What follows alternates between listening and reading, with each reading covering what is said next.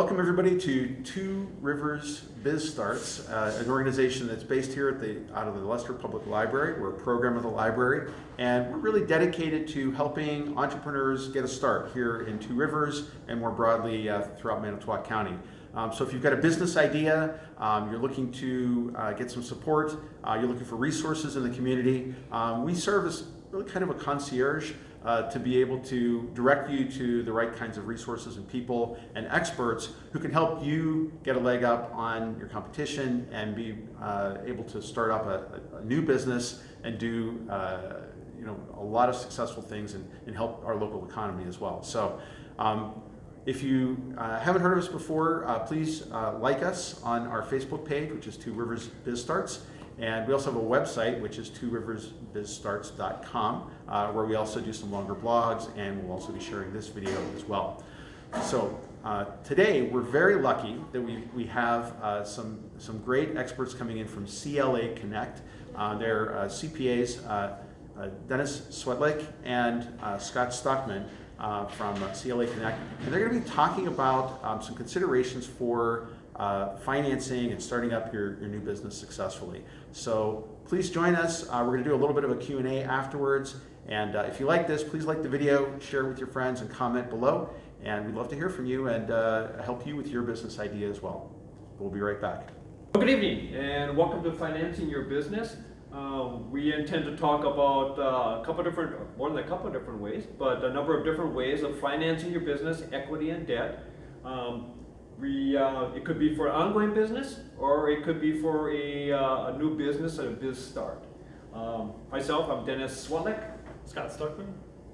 And before we go any further, we have our usual disclaimer, and I'll read that quickly. The information contained on these slides and discussed in this presentation is general in nature and is not intended and should not be construed as legal, accounting, investment, or tax advice or opinion provided by Clifton Larson Allen LLP to the audience. The audience also is cautioned that this material may not be applicable to or suitable for the individual specific circumstances or needs, and may require consideration of non-tax and other tax factors if any action is to be contemplated. Individuals should contact the CLA or other tax professional prior to taking any action based upon this information. All right, so like I said, I'm Scott Stuckmann. I've been with CLA for about 5 years full time. I primarily focus in income tax compliance, tax planning. We also do just general accounting as well. My industry specialty is manufacturing, though I do work with a wide variety of clients. And I'm Dennis Swetlik. I have over 35 years of experience in the profession, born and raised in Two Rivers.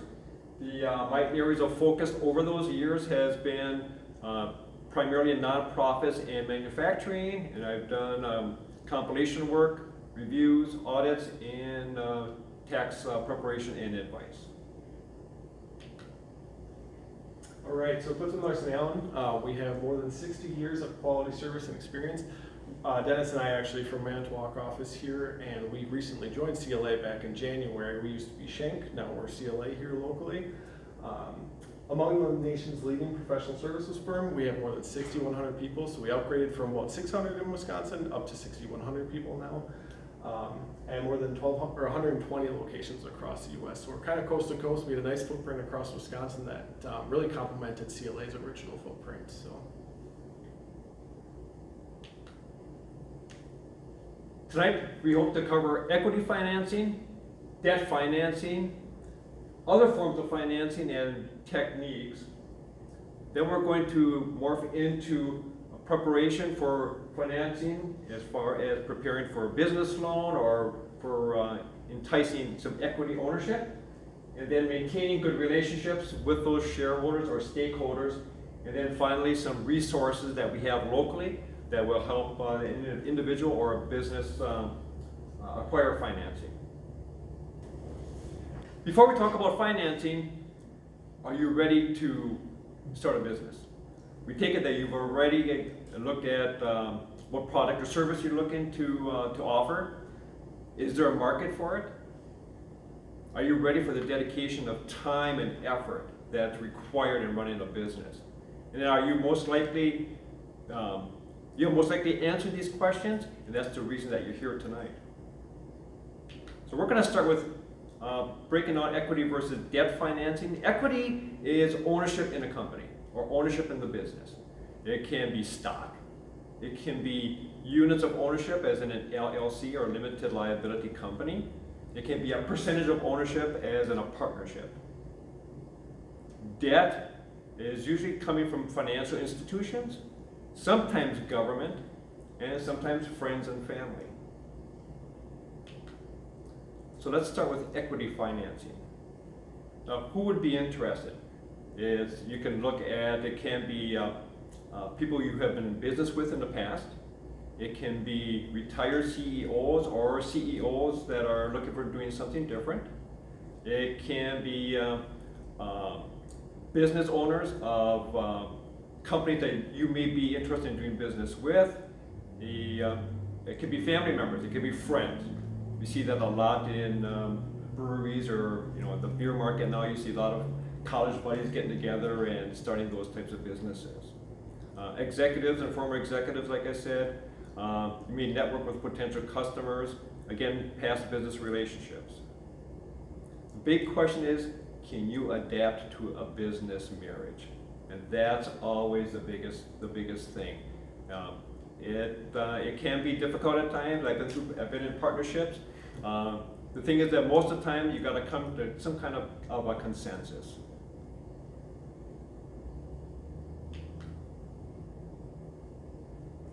What are the ownership percentages? Now, a lot of times if you got 2 people or 3 people, you think maybe even. But then, if everybody's split, if it's a 50-50, nothing gets done. So many times what we'll see is someone goes to 51-49. And that way someone's the decision maker. That maybe doesn't always sit with everybody real well. But like I said, a 50-50, if you got people that are coming to an impasse, nothing moves. So you have to come up to some consensus there.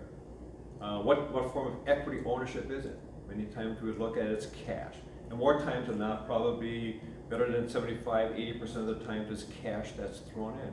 But we can have people throwing in equipment, real estate. We can have people throwing in sweat equity to get the business going, or services, I could say. Yeah, and sometimes you'll see it where one person might be sort of the brains of the operation and one person might be more of the actual cash value of bringing it to the partnership or whatever entity type you have to. The thing about equity is there's no guaranteed rate of return. There's no return on your investment that you can be guaranteed. It's it's hope. It requires hard work, and it requires a lot of diligence up front that you have a market for your product or for your service. So Dennis, I had a question for you. Yes. A lot of times this comes up with more fast growth kinds of business startup organizations where you'll have an executive that's willing to do like an investment for like a 10% equity or something like that. Do those agreements, do they tend to have some more teeth around them about you're going to pay back in this period of time, or is it customary to see those kinds of agreements in place, or should an entrepreneur be worried if they're being asked to do something like that? Well, and I think a couple slides from now we're going to talk about that, of what is the out plan. If you got a couple people that came in and someone maybe wants to be involved for 5 years, they don't want the non-ending type of an agreement, that should be talked about up front. That private equity groups will come in, it's usually a 5-year plan. They like to flip the business in 5 years, give or take. And in this situation too, you would have that sit down with the individuals and say, how long do you want to be in, and let's work out a plan now that we can work towards. Great. That's very helpful, thanks. I've seen that with a few family businesses we've had too, where dad might be in retirement mode, but he's got some capital that he could invest, but he doesn't want to be in it for the rest of his life either. So it's always something definitely to talk about at the forefront versus in 5 years and surprise, I want to be gone. Yeah, matter of fact, that's the next point here. Have a plan to cash out investors in the future. Be clear of the long-term plans. Private equity groups, those are for seasoned businesses and for larger businesses. We threw it up there. As a point, but those come in with particular plans in mind as far as injecting some cash into a business, building it up, and then selling it hopefully in 5 years and making a nice profit off of it.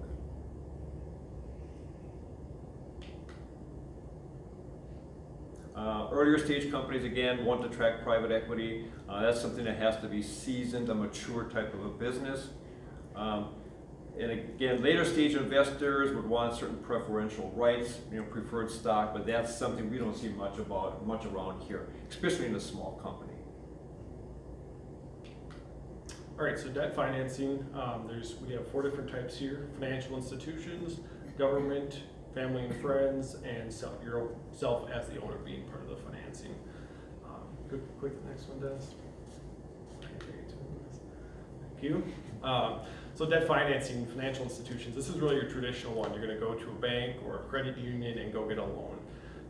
Your rates on your loans and the length of the loan will usually vary. A lot of times with equipment, you'll see maybe like a 3 to 7 year type of amortization. For buildings or real estate, it might be 10 to 20 years.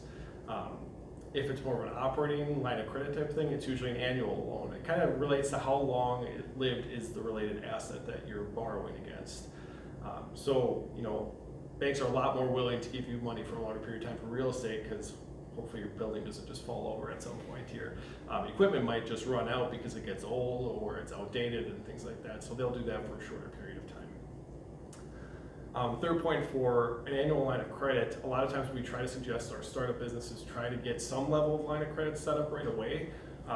Those line of credits can be used to help build your inventory or help you in a cash crunch and just have that available. So a line of credit you can pull from and pay on a daily basis, unlike a term loan, which might be just a 10-year loan with monthly payments or something like that. Go ahead. I've heard the term before, but what exactly is a line of credit? Is that just credit that is available to you? But it's not like they're just, every year they're just like sending you a check. Correct. I mean, it's there if you need it. Yes, exactly. And that's, a lot of times I say it's like operating cash flow. So for example, for like a manufacturer, let's say you sold a bunch of products and you have no more inventory left at that point in time. And you're waiting for your customers to pay you back, but you're trying to build your inventory back up so you can keep selling more. So you might borrow on a line of credit, take 10 grand to build your inventory back up, and then you can sell that inventory and you'll get the cash from those previous sales to pay off your line of credit and so forth. So it's a nice tool when you don't get paid at the same time when you have new costs coming in the door as well. Yeah, like an example of that, I was working for a Chicago-based company some years ago back during the economic downturn, and that because they had a lot of contract employees, they needed a line of credit in case they ended up having to cover extra costs for their payroll and everything to make sure that worked out for them. Absolutely. Yeah, and I look at even our business as accounting firms, we'll do someone's tax return that might take a week or two, so we got payroll costs incurred there. Then we might invoice them a week later and give them 30 days to pay it. So you might be 60 days out before you have money coming back in, but that doesn't mean Dennis and I don't want our paychecks in the meantime. We see it also where opportunities, the company will have the opportunity to buy a large amount of merchandise or stock or inventory at a discounted rate, but won't be able to turn that until maybe it may take 4 or 5 or 6 months. So they will use their line of credit to purchase that and then pay it back over time. Yep. The trick there is that a couple of things. With a line of credit, you want to do it early and you want to keep it up each year, even if you don't use it, because it's harder to get a line of credit on tough times than it is when it's good times. Yep, absolutely. So you kind of want to have it in your back pocket. That's what we try to suggest to most of our clients. I got some clients that have had a line of credit 20 years and I've never used it. Yeah, but it's there, just in case. When you look at debt financing with financial institutions, they want adequate collateral, whether it's against the building you bought, the equipment you bought, against your accounts receivable or your inventory. The bank wants to get paid back, and that'll always be part of your debt agreements. On top of that or above and beyond that, a lot of times for small businesses, we'll see banks requiring personal guarantees above and beyond what collateral you have in the business. So the thing with personal guarantees is if you're ready to sign that, that means you outside of the business would be liable for any of the company's debts with a financial institution. So it can be a little scary for sure, especially for a new business owner, but I would say pretty much all debt agreements that I see, or the vast majority we see, you have personal guarantees with owners of the business. You're correct, except that unless they're really a seasoned business, they've been around and they got a strong balance sheet, right? You're correct. Yeah, you're right. I mean, if you have a 50-50 debt to equity ratio, or 1-to-1, I guess I should say, they might not be so wary, but if you're financing a large part of your business, they'll probably have a personal guarantee on it. Usually requires an application, and we'll get to that piece a little bit later in terms of a little more detail, but be ready to provide a lot of information to a bank. They don't want to just give money to people because you think you have a good idea. There's going to be a lot of due diligence, and they don't just hand out money to anyone. So, another thing to be aware of with debt financing is debt covenants. Not all debt will have it, but some debt will have a covenant which will say require different things. So it might say you can't spend more than $100,000 every year on new equipment, or you need a debt service coverage ratio of 1.2, or a debt to equity ratio of 1-to-1, or things like that that banks will put into place to make sure you're not overspending or depleting your equity or the value of your business. So it's something to always be aware of if you have covenants.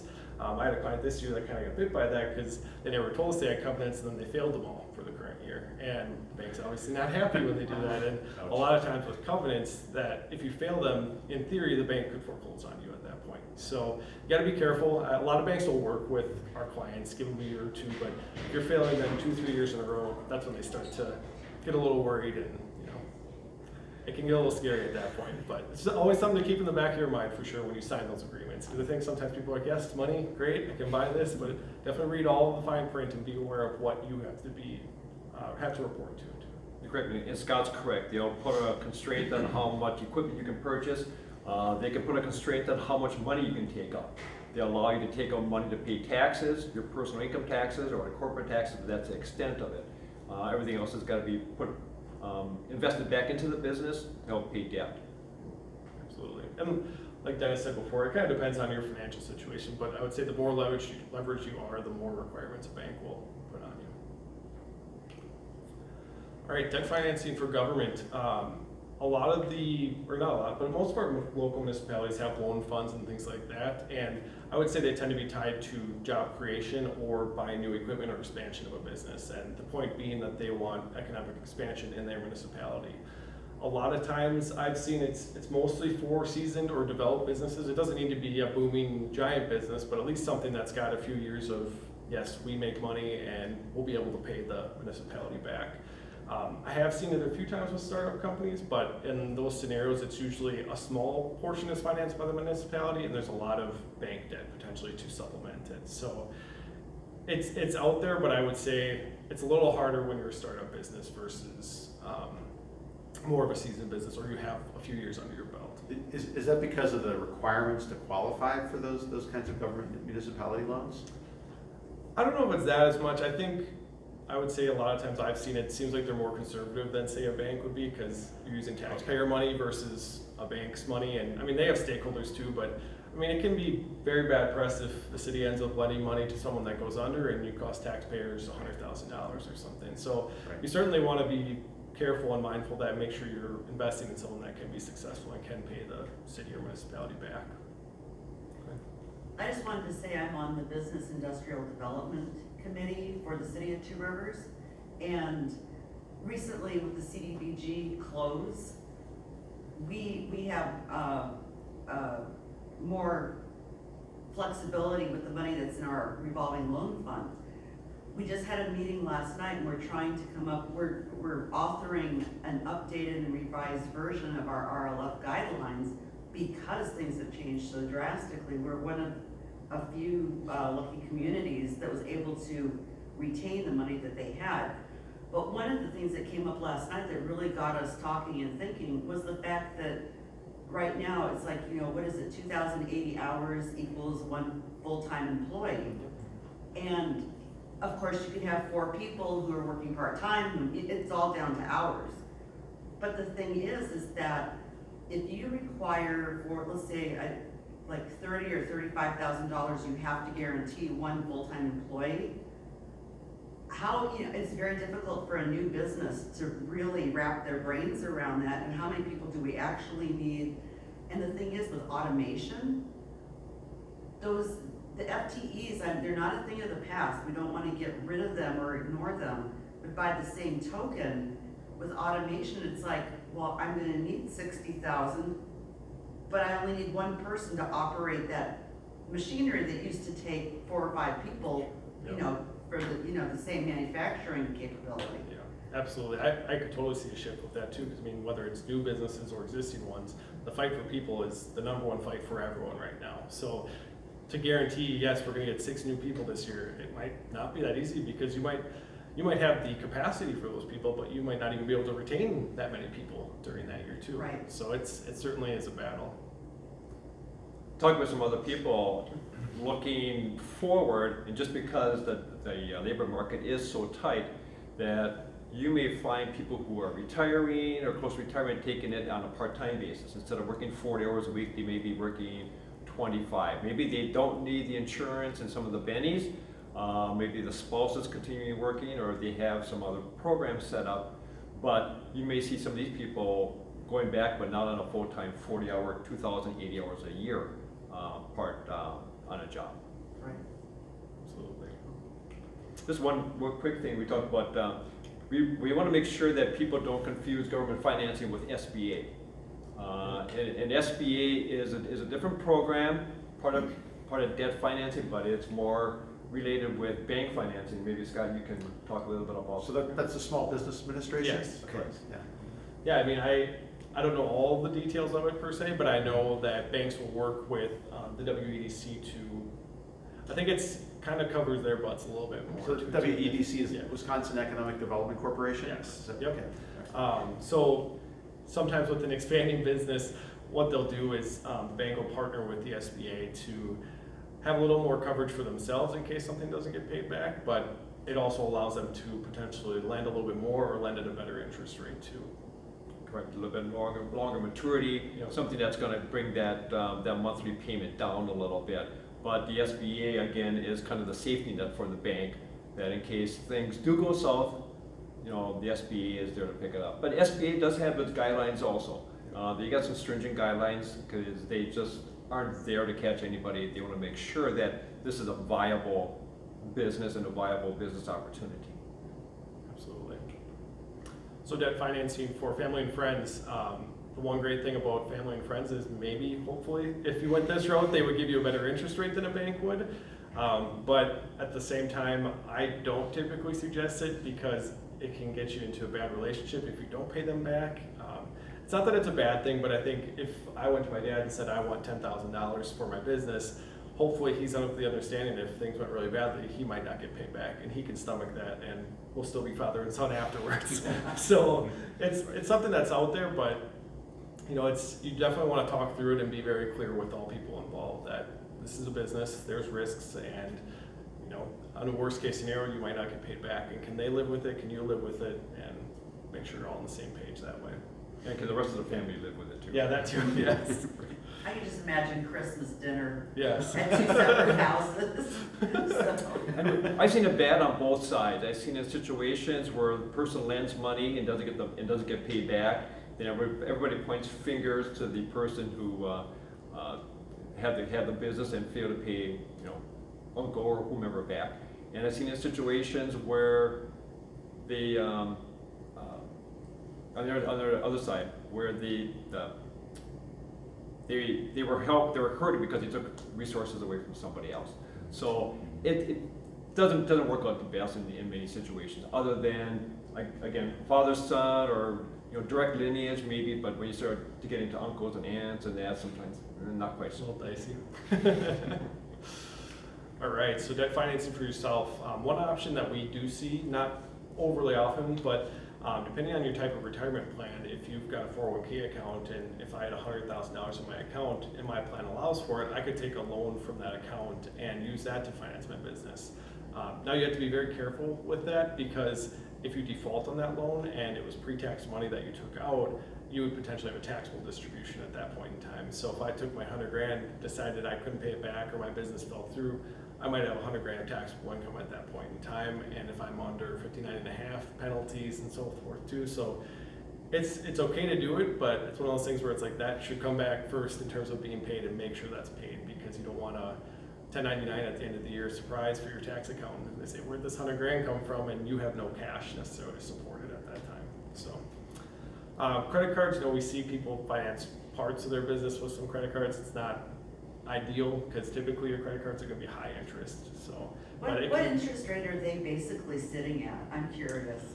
I mean, I don't know on business cards. I mean, I would say for, just personal experience, I know credit cards are 16 to 20 some odd %, which is just, it's not great. You're better off going to get a line of credit, for example, or a Right, term okay. loan, or seeking a financial institution first, for sure. I mean, it's not the best option, but in a crunch, we've seen clients use credit cards for that. And And clients use enough for debt financing, I mean, just for business purchases and Yeah. things like that. That's separate. We're talking about here, major debt financing as far as buying major pieces of equipment or something of that nature.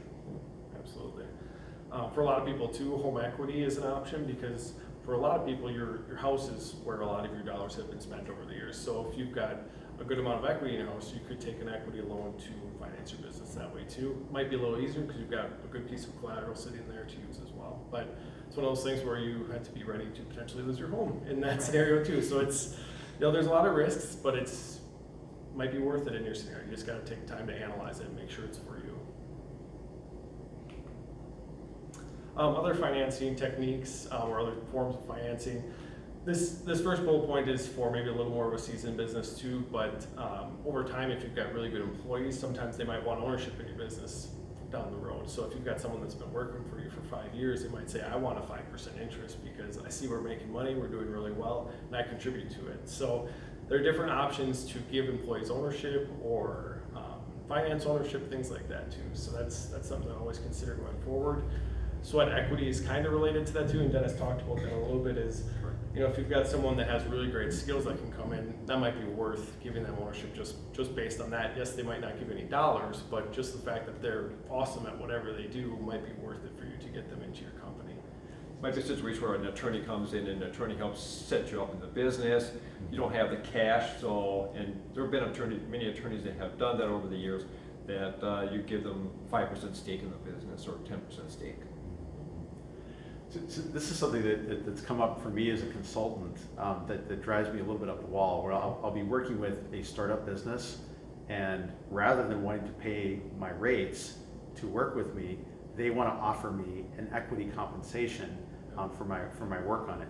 It never works out. It just never does, because, and I almost feel like, well, maybe I should have like some kind of equity agreement to be able to share with them. It's like, okay, great, you want to do that? Sign my agreement, and move forward with, because it makes me a little crazy. It comes up usually maybe once or twice a year. Sure. Where an organization wants to, and I understand where it's coming from. I just, Yeah. Would complicate your tax return, that's for sure. Yeah. yeah. Well, when you do things like this, or even family loans or what have you, it's like you definitely gotta do the paperwork. Don't just shake hands with somebody and say, "Yeah, Dad, I'll pay you back 10 grand at 5%, and we'll hope it works out." You always want to put things ready and make sure expectations are clear. That's a great all point. parties. Yeah. Other forms of financing, so with startups, especially professional services, it works pretty well, is shared offices and equipment. We've had clients that move into an office building and they might have a certain section and there might be a same copier or bathrooms or things like that. So you don't have to rent your own building and pay for all those services. You could kind of share it with a group of people in that same building. I'm not sure, the City of Tours still do that yet? The Incubator? They used to years ago. Yeah, we do. It's not super active, but we do have incubators out in the business park, industrial park. Used to be one I And went. I think there's like one or two, and actually, I mean, you don't hear much about them, which is good. That way that they haven't run into any problems. But, angel investors, the incubator, we've got a lot of different things we've been talking about as far as economic development, and that's still very viable. And an incubator situation is where, I think in Tours, the Tours owns the building, and then they rent it out Right. to fledgling businesses, and at a low rate with you said there's a limit of 3 years, maybe, or 5 years, with the intent that the business grows and then expands into the industrial park or builds its own building. Right. But depending on if there's somebody else who's just dying to get into that space, if there's nobody who's knocking on the door wanting waiting for that other organization to move out, I know that we have extended, because you want it used. There's still it's a good relationship. So it is very nice for people with the incubator. I think that's a huge, wonderful thing. Yeah, absolutely. Just some other general cash flow techniques. I think a lot of times when people look at their income statement, they think their net income at the bottom of their QuickBooks statement means how much cash they made that year. And it might, but it might not mean you actually received it all right now. So if you've got receivables, or on the flip side, if you've got payables that haven't been paid. So just being wary that just because you made money on a bottom line doesn't mean you have the cash flow to pay off your debt or pay equity investors and so forth. And just being careful, because cash is king when you talk about debt especially. I mean, the bank cares about cash flow and getting cash back to make your monthly payments or your annual payments and so forth.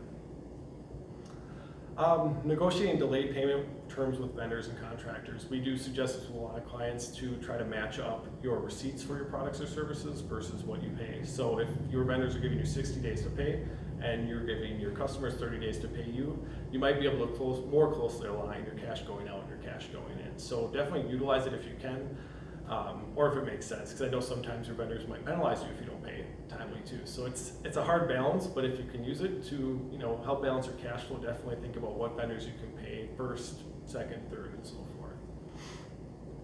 Find service providers that support startups with reduced fees or no fees. We'll get to that kind of at the end, but there's a lot of great resources in our community that'll help any fledgling business like that, like the Two Rivers Incubator, Progress Lakeshore, things like that, and this group as well. So discounts to customers that pay early. So on the flip side, as the seller of your product or service, you could offer a discount for people that pay you quickly. So a lot of times we'll see if someone pays you in 10 days, you give them a 10% discount, or they can pay in 30 days and pay in full. So that's a way to help manage your cash flow, get the cash in the door so you can keep running your business and make sure you pay all your debts. Leasing versus purchasing is always a huge thing too. Do you want to spend $1,000 on a new computer, or do you want to lease a computer for a little bit a month? Especially technology equipment, I would say, is it gets outdated so quickly. It's like, do you really want to spend the money up front to do that? Is that a good use of your cash? And considering how much do you use your computer and how often would you replace it? A big one we see is copiers, because they're big machines, might cost you $10,000 if you really want to buy your own copier, or you could lease it for a few $100 a month instead.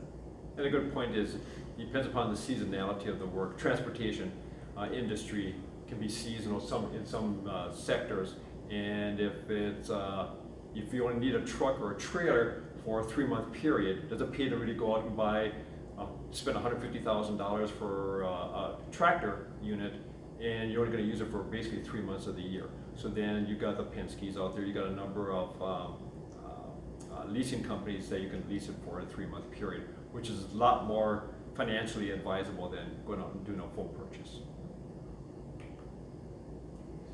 Okay, so we talked about a couple of different a few different opportunities for financing the business. Now, you got to take all your information, your business information, and take it to a banker or a financial institution to acquire the financial resources. So the first thing you do is you want to put together a business plan. And hopefully you put this together even before you got to this point to determine if you've got really a viable thought, a viable idea here to take forward. So this is your opportunity to tell the story of your business. So, do your homework. You want to go to the banker, financial institution, or an outside individual with a good plan, a solid plan. You want to make sure you've done your homework. You want your revenue based upon marketing in the area, or whatever your market area may be. You want to have done your studies for what the cost may be that you may incur during this. So the business plan, again, what you're going to do, who your market's going to be, and how you're going to entice others to buy your product or service. So the business plan, a lot of times in the loan proposal, you may need the help of an accountant to put some of this together. So, and there's also a number of classes or courses around in the area. I think here in Two Rivers, you can contact them, Progress Lakeshore. They'll help also as far as that goes. Make sure you got your documents together. Make sure if you're incorporated, you got your incorporation papers done up to date. get an attorney to help you with that. Or if you're an LLC or limited liability company, make sure you got the proper filings for that. If you are a partnership or if you have more than one person, make sure that you have sat down in advance and gone through who's going to be the decisions, how you're going to split things, what your salary, your compensations are going to be, because it's better to have that done up front than to argue about it later. Accounting records. QuickBooks has been a great asset to accounting, for accounting purposes. It's very user-friendly, fairly easy to learn, maybe after 2 or 3 hours or something like that, but that helps. You want to show also that the bank that you have good accounting records. I think for setup and such too, is just making sure it means something to you. You don't want an income statement that is this short that just says sales and expenses, because how do you analyze how well you're doing and where you're spending your money? You also don't want it to be like 3 miles long with a ton of different bullet points. You want to summarize it in a way that's meaningful to you, meaningful to someone who on the outside would be looking into. Yeah, meaningful setup of accounting software. We just said that in financial statements. One thing, depreciation. For tax purposes, many times we want to take the most accelerated depreciation method out there. But for financial statement purposes, you want to slow it down. A lot of times we'll go straight line for financial statement purposes over a reasonable period of time. So we may have a piece of equipment that we can write off right away that first year that's placed in service. But we may take that for financial statement purposes and take it over 10 years. Therefore, increasing that bottom line, and there's nothing wrong with it. It's just be more realistic. The tax law allows us to do that to encourage more investment or reinvestment. But for financial statement purposes, it's more realistic to take it over maybe a straight line over a 10-year period. The excuse me. Personal balance sheet. Again, as Scott mentioned earlier, a lot of the banks will, for financial institutions, will look for a personal balance sheet because they're going to look for your personal guarantee. And make sure your personal guarantee is worth something to them. And collateral, again, whatever collateral you have, they'll look at that. They will discount your collateral because if they have to go to it, it's going to be a liquidation type of sale. Banks and credit unions and financial institutions are not in the business to foreclose on loans. Their business is to borrow money and get that money paid back with interest. They do not want to foreclose loans. They'll work with the company as much as they can, but to foreclose is just a lot of work, it's a lot of cost, it's ill will, so that's what they want to avoid. And that's why the individual has to go through all these hoops to get the financing. So again, no matter how much collateral you have, if you have a plan that has no way of working out, they're not going to give you the money. I think we've seen that sometimes with clients that try to make maybe debatably a hobby into more of a business, and a lot of times I think banks will see through it if it's really not a viable plan, and just be honest with yourself. Is this really something I can make money at that I should be borrowing money for in the first place? How much grace time does a bank usually give a business if they are making a legitimate effort, if it's not a see-through hobby, kind of situation? Like, what would be a typical expectation? You guys? It's hard to see an actual time frame. I mean, they'll look at, you're at that point where you'll come with a plan. They ask you to come with a plan, okay, and they'll look at, is this a viable plan, and how far out can we go? Because they are usually not interested in putting any more money into you.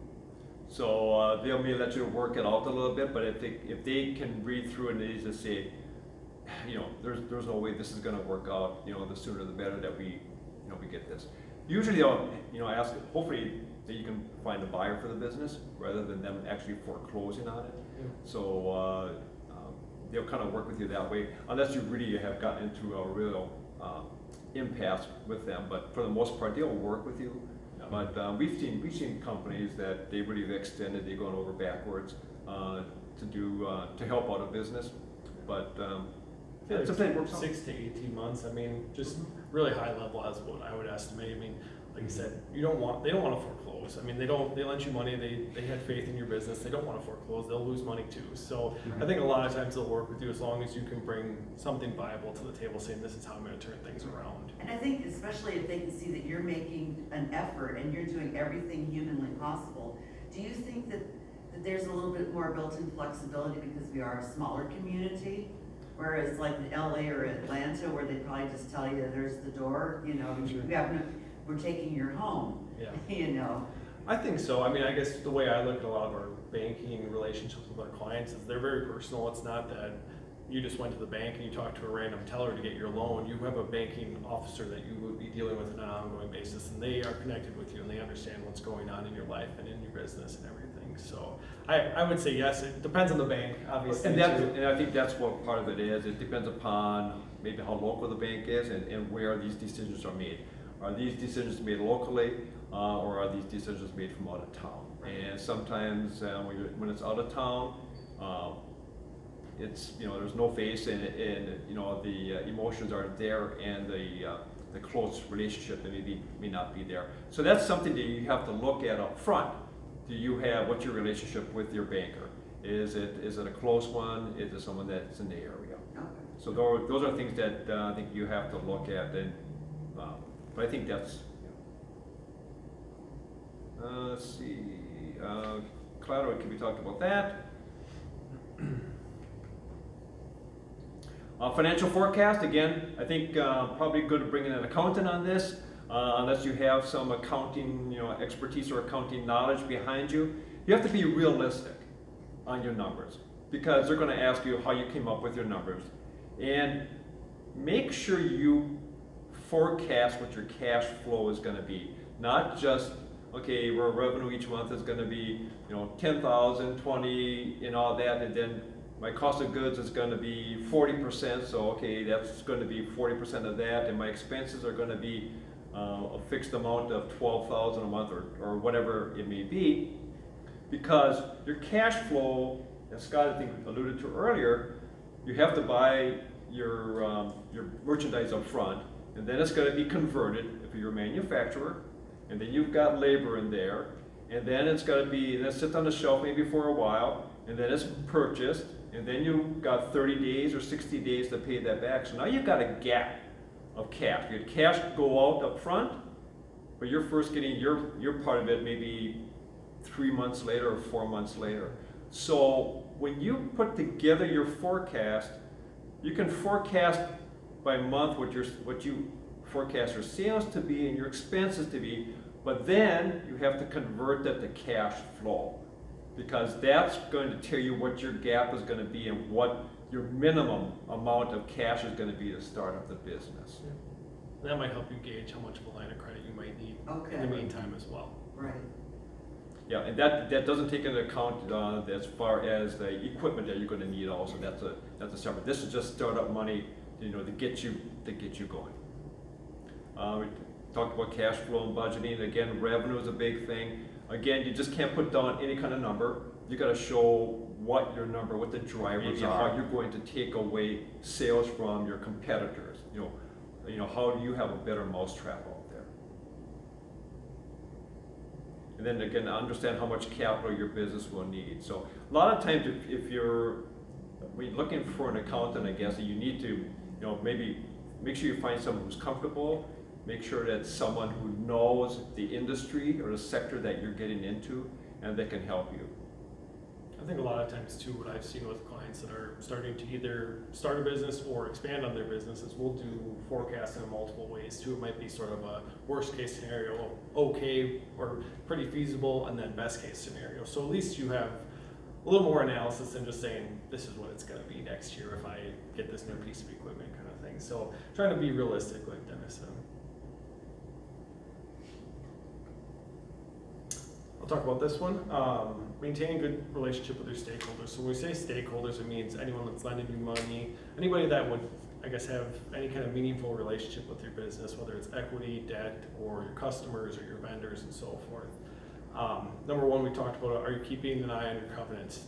It's easy when times are good to forget about those types of things, but when you have a downturn, make sure you're thinking about that. Am I gonna violate my covenant with my bank? if I am, I should probably talk to them up front, or what can I do between now and year end to hopefully remedy that, or make it look a little bit better maybe than what it is currently. What format of financial statements are required? Banks will require different financial statements. Sometimes you can just give them your own that you whipped up. You might have an accountant compile them, review them, or audit them. Those are all just different levels of service of how much we would look at them as CPAs.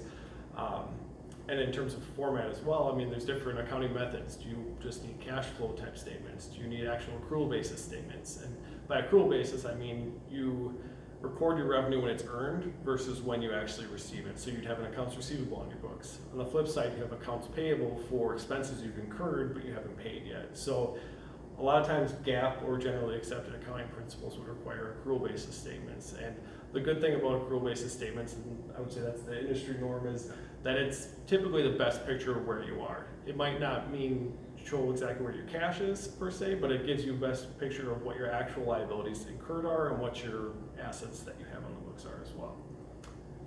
How frequent? It depends on the bank or your stakeholders as well. Sometimes your equity investors might want monthly statements or quarterly statements, annual statements. Same with the bank, you know, just being sure that you're providing them on a regular basis. I had a new client of mine that they didn't realize they had to provide their statements within 90 days of year end, and we're in June. So it's like, you know, you want to make sure you're cognizant of when a bank or a stakeholder would want those. Similar to that, providing copies of your tax returns, making sure you're filing your taxes, you're giving them to your bankers or other parties that need them as well. And lastly, I mean, to maintain a good relationship with your stakeholders, be honest with yourself, be honest with the bank, be honest with anybody who has any kind of financial interest in your business. You don't want to get a year out of BSing them, because then they lose the trust in you. And at least if you're honest and you talk to them early if things aren't going well, hopefully they can maybe bring ideas to the table or collaborate with you to make things work. Some resources we have here: Progress Lakeshore, Manitowoc, the Chamber of Commerce, City of Two Rivers, City of Manitowoc, State of Wisconsin, Small Business Resource Guide by the SBA, which I believe Progress Lakeshore has copies of those. Dennis and I were looking at that today, and it's got a ton of really great resources in there.